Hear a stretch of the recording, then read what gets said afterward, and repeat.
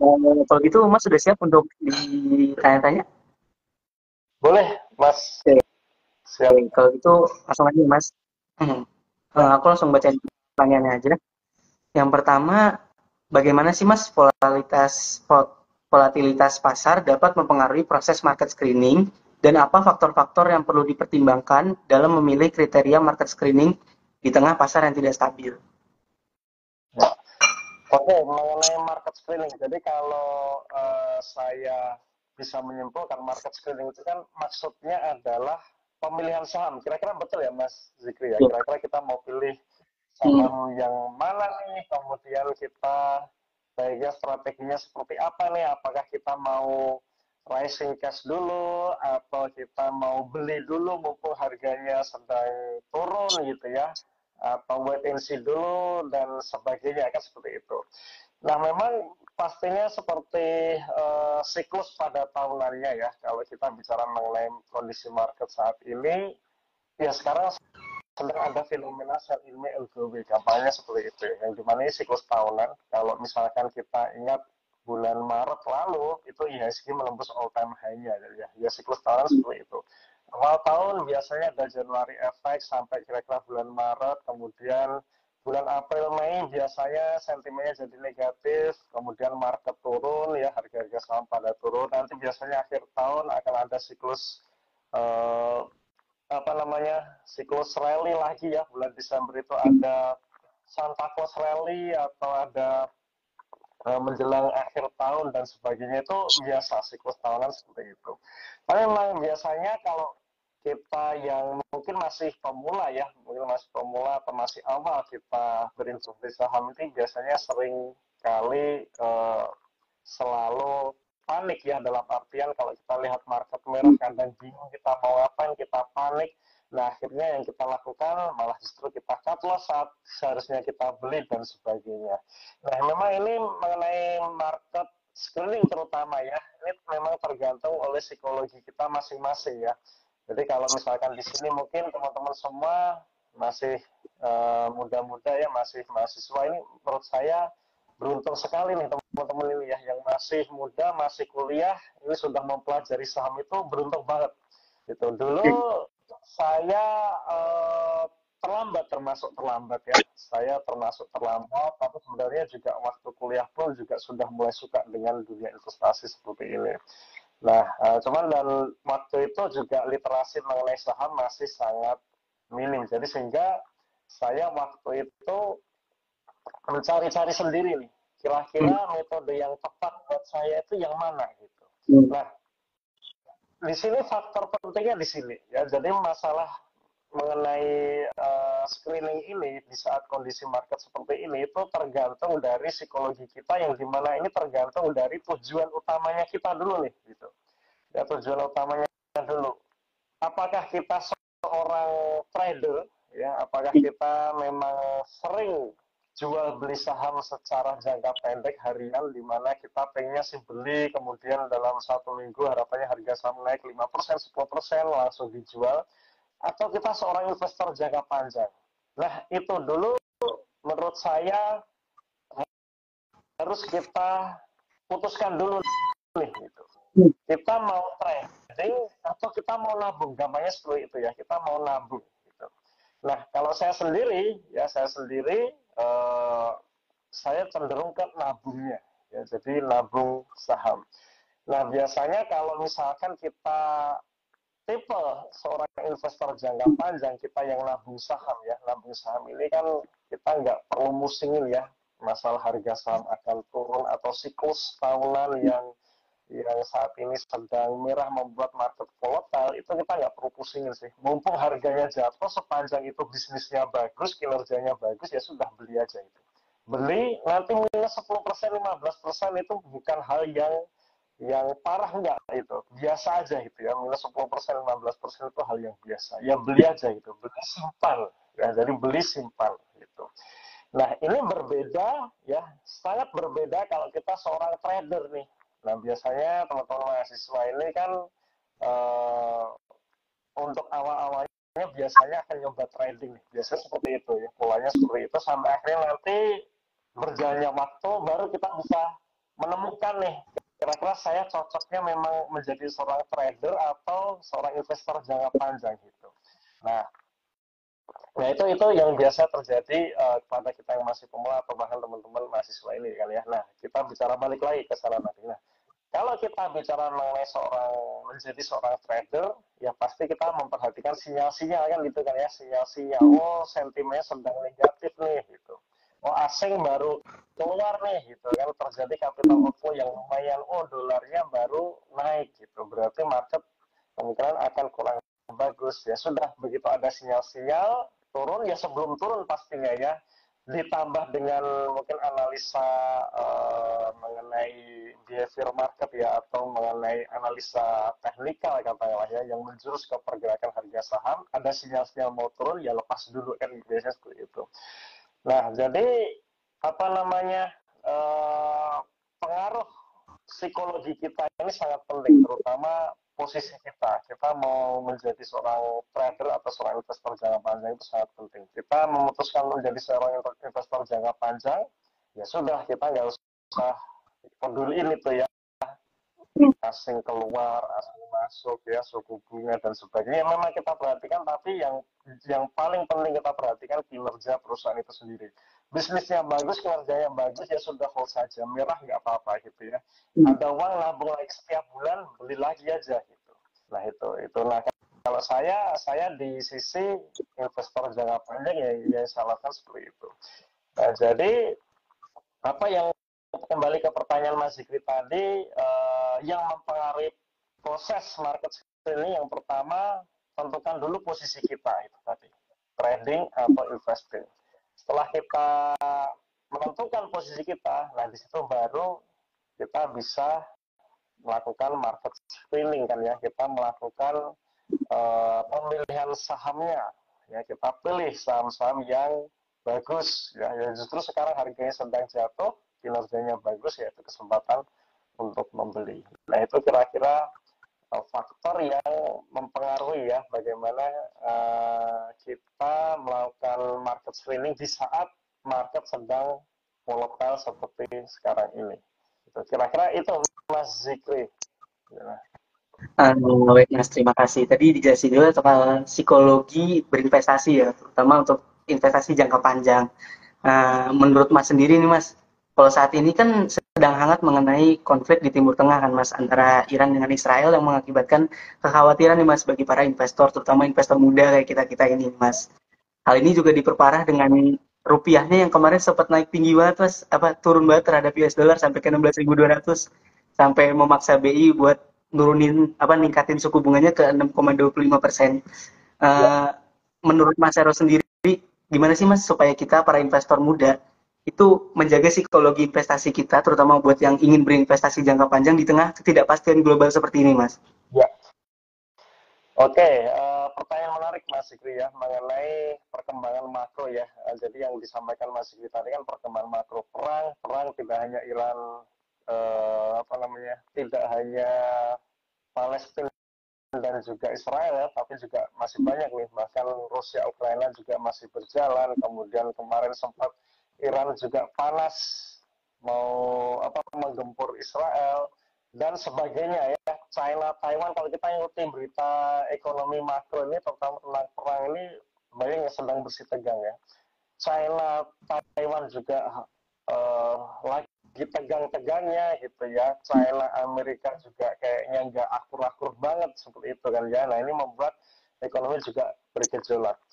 Nah, gimana kita baiknya ya? Jadi kalau misalkan kita, sebenarnya balik lagi ke pernyataan awal tadi ya, kita tergantung posisi kita ya. Kita apakah ingin berinvestasi jangka panjang atau jangka pendek. Kalau kita bicara mengenai investasi jangka panjang seperti yang saya lakukan, biasanya psikologi bagi yang belum terbiasa menghadapi volatilitas market ini, biasanya psikologi juga terganggu. Misalkan kita sudah beli nih di saham yang bagus, tapi harganya turun kan gitu. Akhirnya mulai nih pertanyaan, wah, katanya sahamnya bagus gitu kan, fundamentalnya bagus, kinerjanya bagus, ternyata harga sahamnya turun juga loh gitu. Dan memang seperti itu, itulah market ya, itulah market. Market sebagus apapun fundamental maupun kinerja perusahaan, kalau katalisnya negatif, harga sahamnya juga pasti akan turun. Nah, itu yang harus kita tahu. Ya.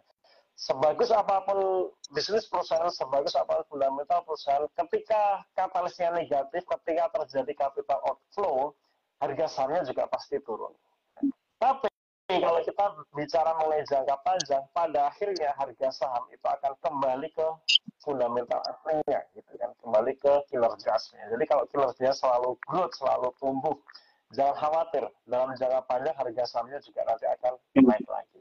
Nah, sekarang pertanyaannya kan seperti yang disampaikan Mas Zikri tadi, gimana nih cara menjaga psikologis kita kan gitu kan, apalagi bagi kita yang investor muda ya, baru awal untuk berinvestasi di saham kan gitu. Nah, ini tips ya teman-teman, tips. Pada akhirnya memang yang membuat kita berhasil itu psikologi memang. Ya, jadi kita mau sepandai apapun analisa fundamentalnya atau sepandai apapun analisa teknikalnya, tapi kalau psikologi kita nggak terjaga dengan baik, ya hasilnya nggak bagus. Nah, lalu gimana cara menjaga psikologi kita? Nah, tips yang pertama ya, pastikan kita dalam membeli saham itu pakai uang dingin. Ya, jadi duit yang nggak akan dipakai dalam 3 tahun ke depan. Ya, entah itu mau trading, mau investing juga harus rules itu harus dijalankan. Jangan sampai sebentar lagi mungkin adik-adik ini mau bayar semesteran mungkin ya, bayar SPP. Jangan sampai pakai beli sahamnya pakai duit itu, wah bahaya itu nanti. Itu akan merusak psikologi itu nanti. Ya, jangan sampai uang bulanan buat makan sehari-hari di kosan gitu, pengennya sih naikin 2 kali lipat kan gitu kan, dikasih uang orang tua misalkan 500.000 misalkan, wah 500.000 kurang mau saya naikin jadi 1 juta kan gitu kan ya, masukin saham, ya jangan gitu ya, itu pasti akan merusak psikologi kita. Nah, itu yang pertama ya, jadi tetap harus pakai uang dingin, jadi tabung. Jadi misalkan teman-teman nih dapat uang saku dari orang tua, atau mungkin teman-teman di sini ada yang sebagian juga sudah bekerja gitu ya, sedang bekerja paruh waktu sehingga dapat penghasilan tambahan, sebaiknya dari situ sebagian ditabung. Jadi benar-benar ditabung, ya, ditabung buat tabungan jangka panjang gitu ya, jadi nggak akan dipakai. Nah, itu yang pertama ya. Jadi pakai uang dingin, ya. Harapannya uang dingin ini hasil dari menabung, entah tabungan dari uang saku maupun mungkin teman-teman ada yang kerja paruh waktu. Itu yang pertama. Kemudian yang kedua, ya, setelah kita menabung, kan tadi kita nabung nih, misalkan ya 100.000 atau 200.000 per bulan, berapapun itu nggak masalah. Yang penting ada nabungnya dulu. Ya, nah, makanya kalau menurut saya teman-teman juga bisa sambil belajar frugal living ya, itu menurut saya sangat bagus sekali buat mumpung masih muda, belum punya banyak tanggungan, bisa belajar untuk nabung dan investasi sejak dini. Nah, balik lagi ke tadi yang nomor 2, setelah teman-teman menabung, nah tabungan ini sebaiknya dibagi menjadi 2 bagian juga sih ya. Ada yang dimasukkan ke saham, ada yang ditabung biasa, ya bisa di deposito atau mungkin teman-teman bisa beli reksadana gitu ya. Jadi yang aman lah ya. Jadi jangan semua di saham. Kalau misalkan secara nominal nggak begitu kerasa, misalkan cuma nabung 200.000 sebulan, kalau 100.000 saham, 100.000 reksadana kan nggak begitu kerasa misalkan ya. Ya bisa aja bulan ini nabung di saham, bulan depan nabung di reksadana, seperti itu juga bisa ya. Jadi intinya dibagi menjadi 2. Nah, dibagi menjadi 2 ini alasannya adalah supaya teman-teman belajar di saham dulu dengan volatilitas market ini gitu. Market ini selalu volatile ya, jadi tidak ada ceritanya market itu akan naik terus-terusan, itu nggak ada ceritanya. Akan turun terus-terusan juga nggak ada ceritanya. Ya, jadi setelah naik ya turun, setelah turun ya naik. Nah, ini kadang kalau kita nggak siap ya bisa bikin mules gitu kan ya.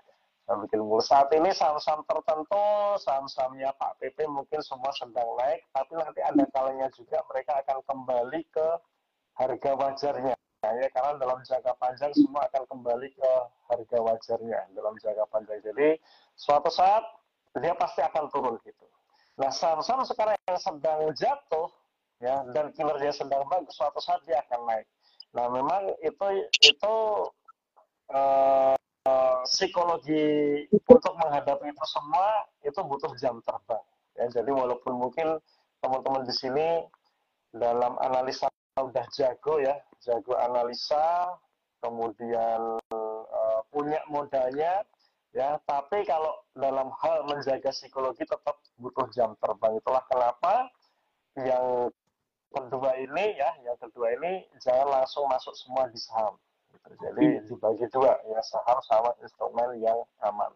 Nah, menurut saya itu sih untuk menjaga psikologi. Jadi dua hal tadi, pertama gunakan dana dingin, ya pastikan untuk menabung rutin setiap bulan. Yang kedua, ya jangan banyak-banyak dulu di saham, gitu ya. Apa namanya? Nanti setelah jam terbangnya udah panjang ya, udah mungkin 2 tahunan ya, 2 tahun 3 tahun sudah merasa feel-nya dapat, ya baru dibanyakin gitu, baru dibanyakin. Yang bisa mungkin ya dinaikin dari 50% jadi 60, 70, 80 itu oke. Tapi untuk awal-awal supaya menjaga psikologis kita ya, itu jangan banyak di saham. Ya mungkin kira-kira itu Mas Zikri untuk tipsnya ya. Tadi Mas sempat bilang soal jangan langsung nyemplung semua di saham ya Mas. Ya. Untuk kondisi market yang saat ini sedang merah banget ya Mas, menurut Mas sendiri apakah menarik Mas untuk switching ke obligasi mengingat juga government bond yield yang terus meningkat sejak Desember kemarin nih Mas? Ya. Uh, mengenai switching instrumen investasi kan ya dari saham ke obligasi. Nah, sebenarnya kalau sejak awal kita sudah sudah kita bagi menjadi dua gitu ya, itu sebenarnya kita nggak perlu pusingin untuk switching gitu ya, karena menurut saya saat ini kan market merah nih. Ini kalau sudut pandang investor jangka panjang ya kayak saya cicil beli nih gitu kan, cicil beli gitu. Jadi karena mumpung harganya turun gitu ya.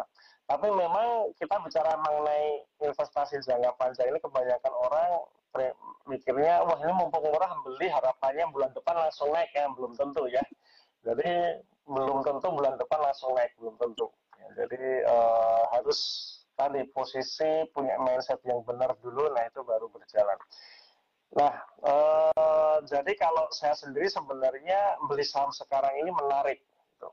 Ya, tapi di sisi lain memang obligasi ini juga menarik karena obligasi ini kan kita bisa dapat rate atau return itu kepastiannya tinggi kan gitu kan ya. Kepastiannya tinggi, misalkan kupon 6% ya, apalagi sekarang harga bond sedang jatuh. Jadi kalau kita beli bond di harga di bawah par, berarti yieldnya kan lebih tinggi dibandingkan kuponnya ya. Jadi itu juga kesempatan yang bagus. Nah, apakah perlu di switching? Jawabannya balik lagi ke risk profile masing-masing.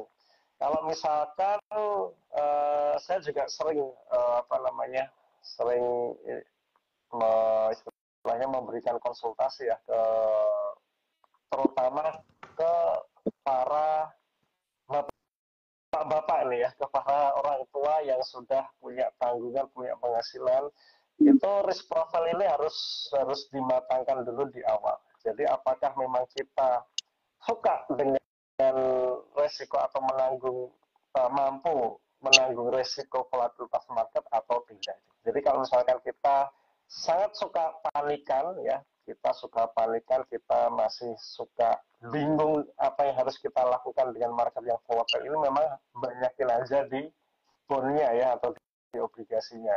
Ya, sedangkan saham ini ya porsinya kecil saja itu. Berbeda kalau misalkan kita sudah terbiasa dengan volatilitasnya market, kita terbiasa dengan terbiasa sabar menunggu sampai harga sahamnya itu kembali ke fundamental aslinya, ya bisa banyakin saham gitu. Jadi perlu di switching atau tidak, jawabannya tergantung dari risk profile kita masing-masing. Ya, kalau apakah saat ini waktu yang tepat untuk switching dari saham ke obligasi, ya artinya kita cut loss ya. Kalau misalnya kita punya posisi saat ini, harga sahamnya turun, mau switching kan berarti cut loss. Ya, menurut saya nggak tepat juga ini ya. Ya, jadi nggak tepat juga kita cut loss, kemudian kita belikan bond. Ya, yang benar kalau menurut saya saat ini market turun, mungkin kita punya saham posisinya sedang nyangkut sepanjang sahamnya itu saham bagus, ya, perusahaan dengan kinerja yang bagus, ya di hold saja gitu. Karena toh nanti juga akan naik lagi gitu. Ya market turun, siklus tahunan biasa ini ya. Siklus sell in May and go away, biasanya ya bulan Mei turun ya nanti akan naik gitu. Nah jadi itu sih Mas Zikri. Jadi kembali lagi ya ke risk profile kita. Itu mungkin jawaban saya Mas Zikri. Eh, Mungkin aku pengen nanya lagi Mas tentang saham lagi. Kita balik ke saham lagi. Ya, Menurut Mas sendiri, bagaimana sih Mas cara investor dapat mengidentifikasi saham-saham yang potensial yang tahan terhadap volatilitas pasar?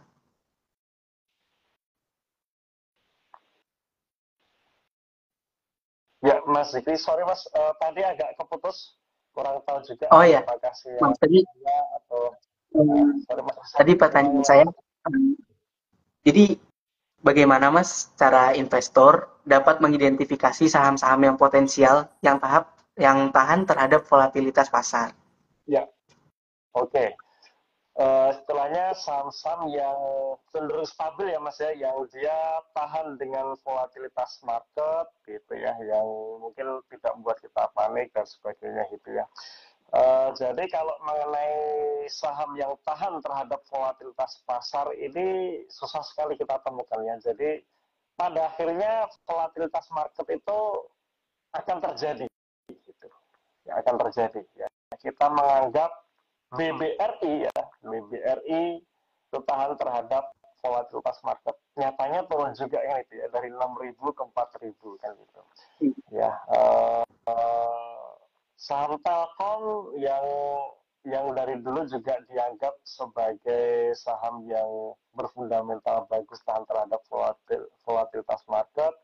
Begitu ada sentimen negatif Starling masuk, langsung turun juga tuh harga sahamnya gitu ya. Jadi memang kalau kita bicara mengenai saham yang tahan terhadap volatilitas market ini susah ya, susah sekali, bahkan bisa dikatakan tidak ada. Nah, lalu apa nih yang bisa kita lakukan? Yang bisa kita lakukan tadi ya, kita sebenarnya balik lagi ke posisi kita, ya posisi kita. Apakah kita seorang investor jangka panjang atau seorang trader jangka pendek? Nah, kalau misalkan kita seorang investor jangka panjang, ya tetap balik lagi. Yang kita lihat adalah kinerja perusahaan itu. Apakah dengan banyaknya katalis negatif saat ini, itu kinerja perusahaan ini terganggu atau tidak? Gitu kan. Misalkan saat ini kurs dolarnya naik ya, dolarnya katakanlah kemarin naik 16.200. Sekarang sih ini sih masih di range itu ya 16.000 ya 15.900, kemudian naik lagi 16.000 dan sebagainya kan. Nah kira-kira dengan kurs dolar yang naik, saham yang kita pegang ini tetap survive nggak nih kinerjanya gitu, tetap survive nggak, apakah apa namanya kinerjanya tetap bagus ya atau justru tidak. Nah itu yang perlu kita perhatikan. Nah jadi untuk mengidentifikasi apakah kita senang atau kita bisa bertahan di saham tersebut, ya kita balik lagi ke kinerja perusahaan. Apakah kinerjanya tetap bagus di saat sentimen negatif sedang jelek? Misalkan suku bunga Fed ini juga, suku bunga di Indonesia kemarin Bank Indonesia menaikkan suku bunga ke 6,25, apakah ini akan mempengaruhi kinerja perusahaan atau tidak? Kalau misalkan tidak mempengaruhi kinerja perusahaan, ya itu bagus ya, kita bisa pilih saham tersebut. Atau justru misalkan diuntungkan dengan hal-hal seperti itu, diuntungkan dengan kurs dolar yang naik, diuntungkan dengan suku bunga yang tinggi, ya kita juga bisa pilih perusahaan tersebut gitu. Mungkin itu kira-kira Mas Diki. Jadi untuk mengidentifikasi jawaban saya kembali ke kinerja perusahaan ya. Jadi kinerja perusahaan apakah kinerjanya bagus, kinerjanya naik atau tidak. Itu sih kira-kira Mas Zikri. Oke. Mungkin ada satu lagi last question ya Mas dari aku. Eh, Boleh Mas? kan Mas bilang yang pertama dilihat itu kinerja dari perusahaan tersebut, gimana dia menghadapi volatilitas pasar. Kalau boleh tahu apa sih Mas yang mesti kita lihat untuk melihat bahwa kinerja perusahaan ini sedang bagus dan dia tahan terhadap volatilitas. Meskipun Mas tadi bilang emang tidak ada perusahaan yang kuat dengan segala dinamika pasar, Mas. Kayak BRI juga tadi turun dari 6.400 ke 4.000, Telkom juga yang nggak kuat menghadapi sentimen dari Starlink. Jadi gimana sih Mas cara kita para investor ini ngelihat bahwa kinerja perusahaan ini masih bagus kok? Gitu. Ya, eh, melihat atau mengidentifikasi kira-kira perusahaan yang berkinerja bagus atau enggak. Nah, pada akhirnya harga saham itu tertrigger dalam jangka panjang. Sekali lagi saya bicara sudut pandang investor jangka panjang ya. Nah, dalam jangka panjang ini pada akhirnya harga saham itu akan kembali ke kinerja perusahaan. Nah, apa itu kinerja? Bagian mana itu kinerja perusahaan yang harus kita cermati? Layaknya sebuah bisnis ya. Jadi kita kembali ke filosofi bisnis itu sendiri. Ya saham ini kan sebenarnya kita beli saham, ya kita membeli bisnis perusahaan. Nah, apa sih bisnis itu yang dikejar orang dengan bisnis ya? Misalkan kita sebagai seorang pengusaha, apa sih yang kita kejar dari kita yang seorang pengusaha? Pastinya adalah laba kan gitu kan ya. Seperti di teman-teman pelajari di hukum ekonomi ya, hukum ekonomi yang simple. Bagaimana dengan modal sekecil-kecilnya bisa menghasilkan laba segede-gedenya kan gitu.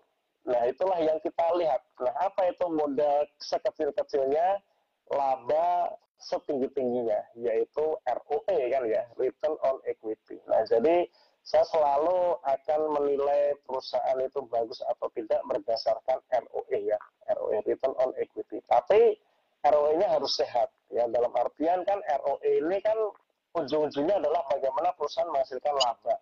Nah, yang dilihat dari laba itu apa? Apakah besarnya atau tidak? Misalkan labanya 1 triliun saham A, yang saham B labanya 10 triliun.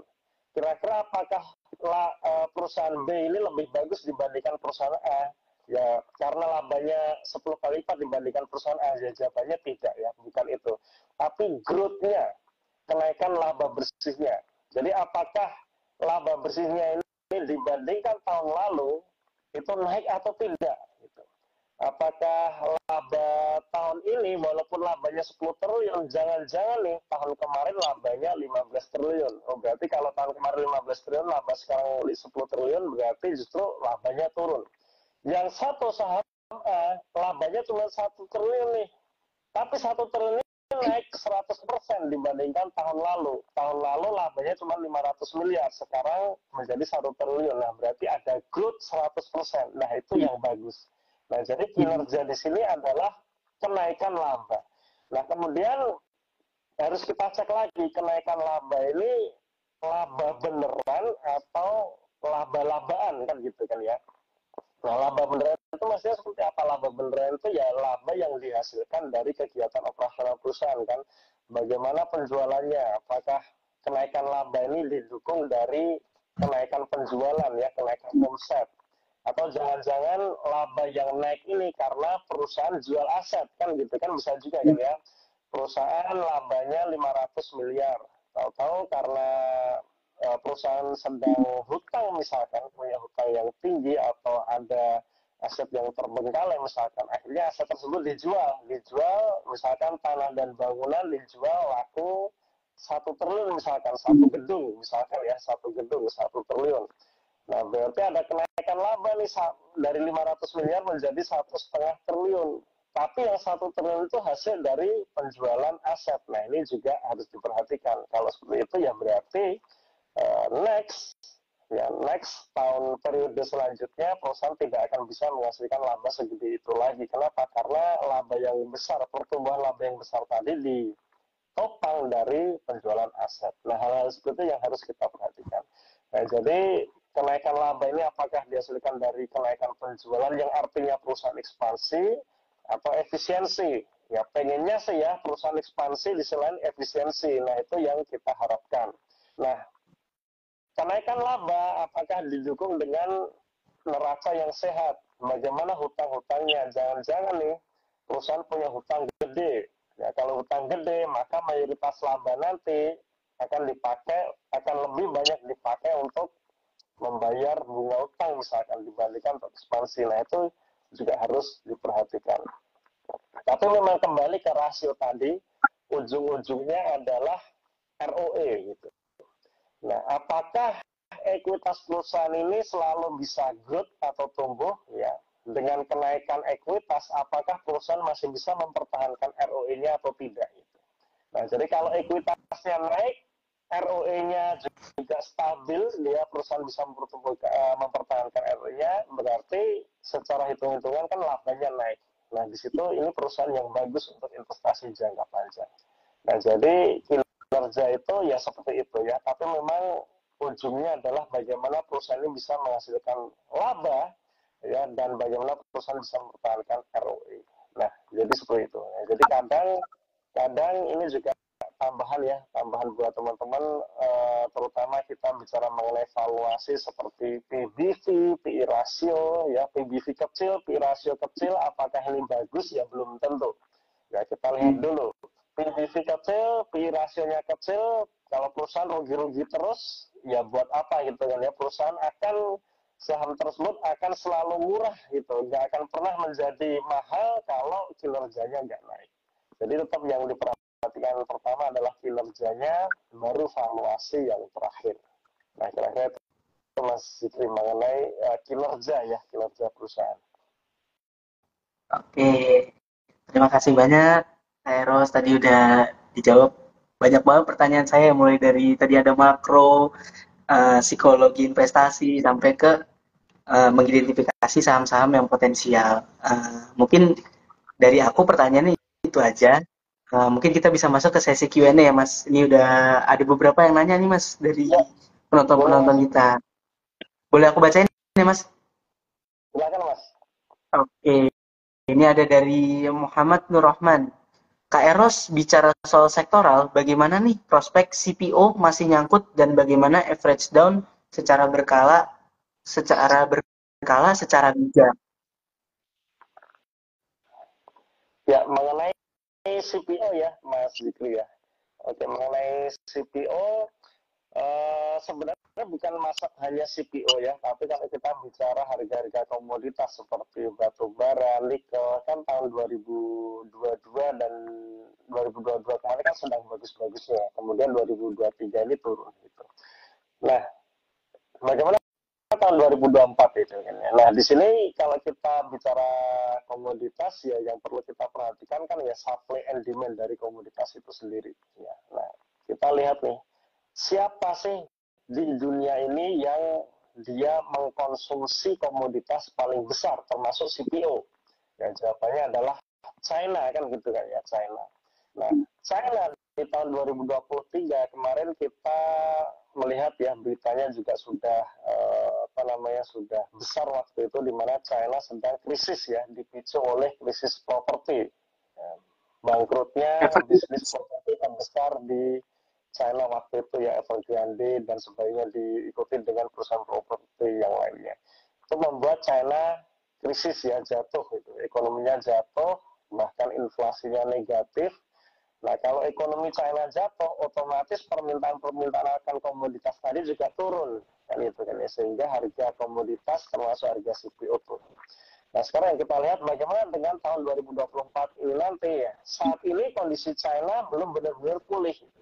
Tapi paling tidak China kalau kita melihat saat ini, China kan stimulusnya cukup kencang tuh, cukup tinggi kan ya, supaya untuk memulihkan ekonominya lagi gitu. Dan terlihat inflasi di China yang tadinya negatif udah mulai positif ya, walaupun belum sesuai harapan. Harapannya ya inflasinya bisa di 2% gitu kan ya. Nah, itu artinya ekonomi jalan. Tapi kalau inflasi minus kan berarti ekonomi nggak jalan ya. Nah, di situ berarti ada perbaikan. Nah, kalau ada perbaikan seperti ini, biasanya harga-harga komoditas ini juga nanti akan naik. Nah, jadi kalau CPO sendiri mungkin belum tahun ini, tapi paling tidak setahun 2 tahun menurut saya sih akan tetap rebound ya, akan tetap bagus. Ya, salah satu faktornya ya membaiknya ekonomi China. Ya. Terus gimana nih kalau kita sudah nyangkut gitu kan? Karena kan nyangkut bukan hanya di CPO saja, ini terutama juga teman-teman yang mungkin masih pegang saham batubara misalkan sejak tahun kemarin kan gitu kan ya. Sejak tahun kemarin apalagi beli saham-saham batubara sejak tahun 2022 ya, sekarang pasti nyangkutnya parah kan gitu kan ya. Nah, gimana caranya nih kalau kita sedang nyangkut? Kapan waktu averaging down, kapan kapan didiamkan saja gitu ya. Nah, averaging down itu kan salah satu strategi saja sebenarnya untuk menurunkan average beli kita. Nah, jadi menurut saya alangkah baiknya averaging down itu ketika pertama secara alokasi di portofolio kita itu masih ada ruang. Ya, jadi kalau misalkan di portofolio kita uh, punya CPO-nya udah banyak nih, misalkan kita pegang 5 saham, ya. 2 sahamnya CPO nyangkut semua, gitu kan. Kalau pengennya divisi dan menurut saya nggak usah gitu ya. 5 saham misalkan porsi alokasinya sama nih, saham A, B, C, D, E 20% masing-masing. Nah, berarti kita punya 2 saham CPO, berarti alokasi di portofolio kita udah 40% loh di CPO. Nah, berarti apakah divisi dan kalau menurut saya nggak usah gitu ya, dibiarkan aja gitu. Terus gimana nih kapan keluarnya? Ya benar-benar nunggu nanti kalau CPO sektor CPO-nya ini kembali euforia lagi, ya baru kita keluar di situ. Ya jadi memang kalau posisinya udah nyangkut ini ya harus lebih sabar ya. Jadi jangan terburu-buru averaging down juga, karena yang saya temuin ketika market merah seperti ini, justru orang-orang itu dia jual saham yang bagus yang saat ini hijau ya, misalkan udah untung 10%, 20% itu justru dijual untuk dilakukan averaging down ya, untuk melakukan averaging down di saham-saham yang merah. Padahal saham yang sedang untung ini tadi itu saham bagus loh, kinerjanya bagus, growth-nya bagus, bisa jadi tahun ini makin naik lagi gitu. Tapi dia jual kecepatan buat averaging down di saham CPO yang saat ini kondisinya sedang nggak bagus itu. Akhirnya yang terjadi apa? Yang terjadi akhirnya orang tersebut terjebak di emiten tersebut. Ya, sampai akhirnya alokasi tiba-tiba udah jadi 60%, 70% di saham yang sedang jelek kondisinya. Nah, itu yang kebanyakan terjadi ke orang-orangnya. Jadi bagusnya gimana? Ya kalau alokasinya sudah cukup ya, sudah cukup besar di portofolio, nggak usah di averaging down ya, didiamkan saja itu, diamkan saja. Keluarnya kapan ya nanti nunggu euforia market lagi ya, terutama di sektor CPO ya. Jadi sabar aja dulu gitu. Nah mungkin itu Mas Zikri. Ada pertanyaan kedua nih Mas dari Mas Riki Sandi. Pak Eros, Ya. bagaimana peluang KSI Astra International di tengah lesunya penjualan mobil dan bertumbuhnya mobil listrik? Oke, SI ya, SI ini juga yang jatuh ya. Jadi selain Telkom, SII ya, kemarin Unilever gitu kan ya, Unilever juga turun ya, walaupun beberapa waktu ini mulai rebound gitu ya. Nah, khusus untuk SII ya, SII ini kan holding perusahaan yang besar gitu kan ya. Jadi kalau kita lihat anak perusahaan dan juga cucu-cucunya itu jumlahnya itu udah banyak sekali. Kalau saya sendiri, saya tidak begitu suka invest di perusahaan-perusahaan holding. Ya, jadi justru saya lebih suka ke anak perusahaan. Ya, jadi kalau misalkan ASI punya United Tractor, punya Ali, ya, kemudian punya Auto, ya, ya saya pilih anaknya dibandingkan induknya. Karena kalau induknya ini, kinerja induk ini kan berarti kontribusi dari kinerja anak-anak perusahaannya kan gitu. Nah, apalagi kalau perusahaan yang sekompleks ASI ini berarti untuk kinerjanya bagus itu semua anak-anaknya harus bagus. Gitu kan. Padahal anak-anaknya ini kan sektornya bermacam-macam ya. Ada sektor tambang, ada sektor otomotif, ada sektor yang lainnya juga. Nah, benar, bahkan ada properti juga dan sebagainya gitu. Nah, jadi saya lebih suka ke anaknya yang dia fokus di sektor tertentu itu saja. Nah, itu lebih menarik buat saya. Ya. Karena kalau ASI ini karena holding, ya berarti dia harus menunggu sampai semua anak-anaknya bagus, baru kinerja secara keseluruhan juga bagus gitu. Nah, bagaimana prospeknya? Ya kalau prospeknya, karena saya tidak mengikuti ASI ya, saya kurang tahu kondisi kinerja saat ini seperti apa. Tapi kalau secara harga memang saat ini bisa dikatakan murah ya, under value, karena secara valuasi juga murah. Tapi sekali lagi, saham itu akan selalu murah kalau dia tidak tertrigger oleh kenaikan kinerja, gitu kan ya. Nah, jadi yang perlu kita perhatikan selain membeli saham tersebut murah, ya kita harus pelajari bisnisnya, apakah ada potensi kenaikan kinerja atau tidak, gitu ya. Nah, apa yang membuat kinerja dari AS ini naik? Komponen mana saja nih yang perlu diperhatikan? Selain otomotif, kita perlu perhatikan yang lain supaya nanti terdongkrak. Mungkin itu sih Mas. Jadi mohon maaf nih ASI saya kurang mengikuti, jadi tidak tahu kondisinya ya. Tapi secara valuasi memang murah. Bagaimana dengan prospek penjualan mobil? Menurut saya mobil listrik saat ini tetap tidak akan bisa istilahnya langsung tiba-tiba menggantikan mobil non listrik ya. Tidak akan langsung bisa menggantikan mobil non listrik ya, karena infrastrukturnya ini belum jadi semua, belum bagus untuk mobil listrik ini, jadi butuh waktu yang lebih panjang.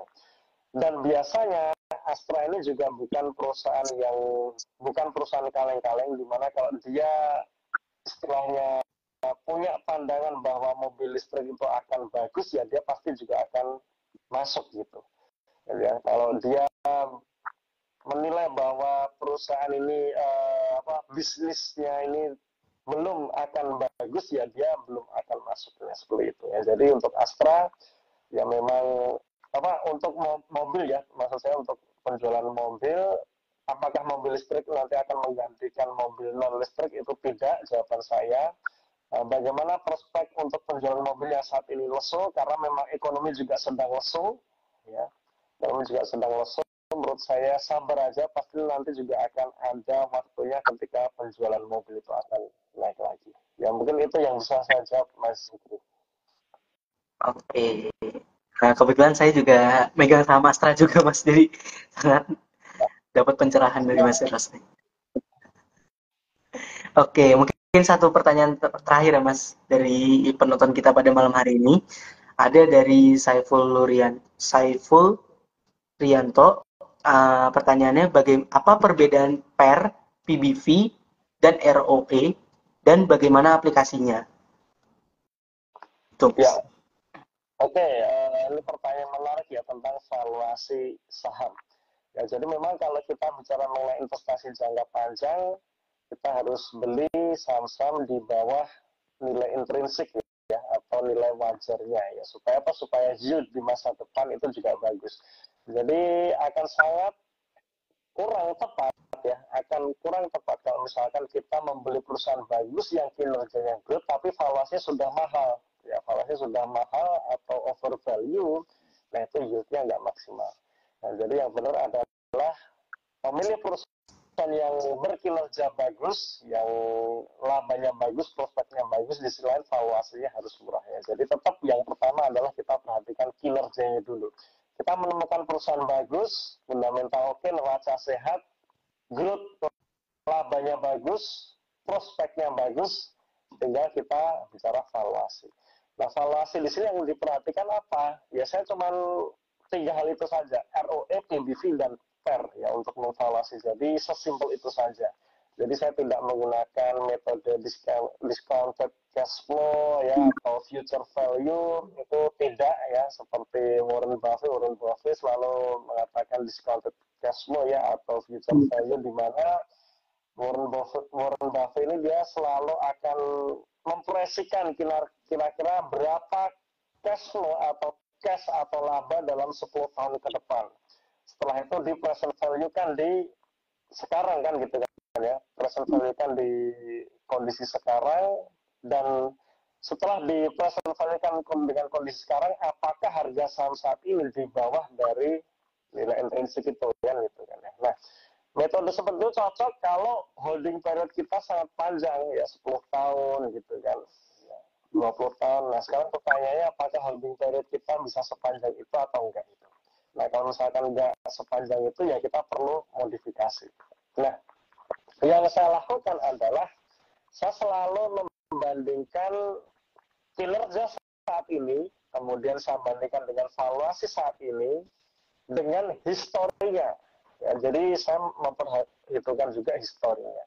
Nah, kalau misalkan ROE ya, ROE saat ini sama dengan histori, ya, jadi misalkan 5 tahun berturut-turut ROE-nya itu 20% terus, itu stabil 20%. Dan di situ saya akan lihat PBV saat ini apakah lebih rendah dibandingkan PBV masa lalu. Gitu. Jadi kalau PBV saat ini lebih rendah dibandingkan PBV masa lalu, ya berarti under value. Gitu. Dengan catatan ya, ROE-nya stabil. Ya, ROE-nya 20% terus. Gitu. Ya betul. Gitu. Nah, case yang berbeda ketika ROE-nya turun. Nah, ROE-nya turun. Berarti kalau ROE-nya turun, laba perusahaan turun nih, kan gitu kan ya. Laba perusahaan turun.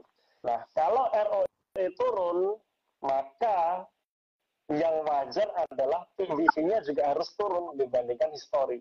Ya, jadi kalau misalkan 4 tahun berturut-turut ROE-nya 20%, tiba-tiba tahun ini ROE-nya tinggal 10% gitu. Nah, kemudian rata-rata histori PBV misalkan 2 kali. Nah, kalau saat ini PBV-nya juga 2 kali, ya berarti over value. Ya. Tapi kalau PBV saat ini menjadi 1 kali, nah ini berarti harga wajar sebenarnya ya, karena ROE-nya turun. Jadi ROE-nya turun, PBV-nya juga harus turun. Nah, biasanya kalau ROE turun, PBV-nya turun, PI rasionya naik. Gitu. Karena kan PI rasio ini kan price to earning ya, jadi harga dibandingkan dengan laba. Karena labanya kecil, ya pasti PI rasionya akan tinggi. Nah, itu hal yang wajar, jadi nggak apa-apa gitu.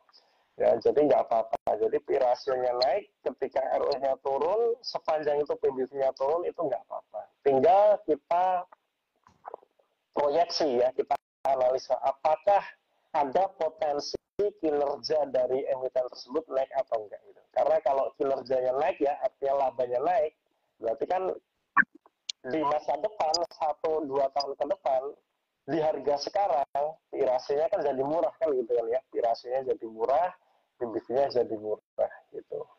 Nah, jadi kalau ROE-nya turun berarti PBV-nya juga harusnya turun. Itu yang kita cari, PI rasionya naik nggak apa-apa. Nah, beda case-nya lagi ya, ini beda case-nya lagi ketika ROE-nya naik. Nah, jadi kalau misalkan 4 tahun berturut-turut ROE-nya 20% terus, tiba-tiba di tahun ini labanya naiknya signifikan, membuat ROE-nya yang tadinya stabil 20%, tiba-tiba ROE-nya jadi 40%. Misalkan ya, ekstrim. Nah, kalau ROE-nya udah naik seperti ini, biasanya PBV-nya juga akan naik gitu. Jadi harganya juga sudah lebih tinggi dibandingkan histori PBV. Nah, itu hal yang wajar, nggak apa-apa. Sepanjang PI rasionya masih rendah gitu. Nah, jadi ada adjustment di sini. Jadi karena labanya naik signifikan kan PI rasionya jadi rendah. Nah, itu nggak apa-apa. Tetap bisa kita beli atau kita anggap itu adalah growth at reasonable price ya, growth company at reasonable price ya. Jadi perusahaan yang growth harganya memang sudah nggak murah lagi, tapi masih masuk akal. Itu nggak apa-apa sepanjang perusahaan masih bisa mempertahankan grupnya ini tadi. Nah, jadi memang hal-hal seperti itu adjustment-nya ini sangat dinamis ya, sangat dinamis tergantung dari kondisi kinerja saat itu. Jadi tidak melulu kalau kita pilih saham itu harus PBV-nya 0,5, PI rasionya 5 kali, yaitu tidak melulu seperti itu ya. Tetap yang terpenting adalah kita perhatikan kinerjanya dulu, apakah ada potensi kenaikan laba di 1-2 tahun ke depan, ya, baru masuk valuasi. Nah, valuasinya tadi seperti itu. Ya, ROE-nya turun, yang wajar PBV-nya turun. Tapi kalau ROE-nya naik, biasanya PBV-nya juga sudah naik. Nah, ini sepanjang PI rasionya masih PI rasio yang wajar atau lebih rendah dibandingkan histori, kita tetap masuk pun tidak masalah. Nah, mungkin kira-kira itu Mas Zikri tentang rasio tadi ya, ROE, PBV, PR. Oke, mungkin itu tadi pertanyaan terakhir ya Mas dari penonton kita pada malam hari ini dan sekaligus menutup sesi tanya jawab. Mungkin setelah ini kita bisa langsung ambil foto ya Mas buat sesi dokumentasi. Boleh Mas Zikri.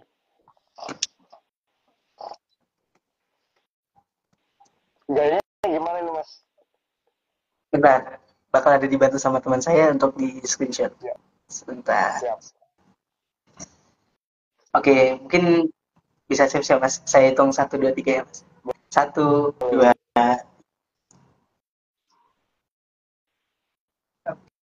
Oke. Sekali lagi Mas, mungkin. 1. Mungkin Mas bisa gini Mas, kayak spam FB Undip. Oh ya, oke. Okay. 1, 1, 2.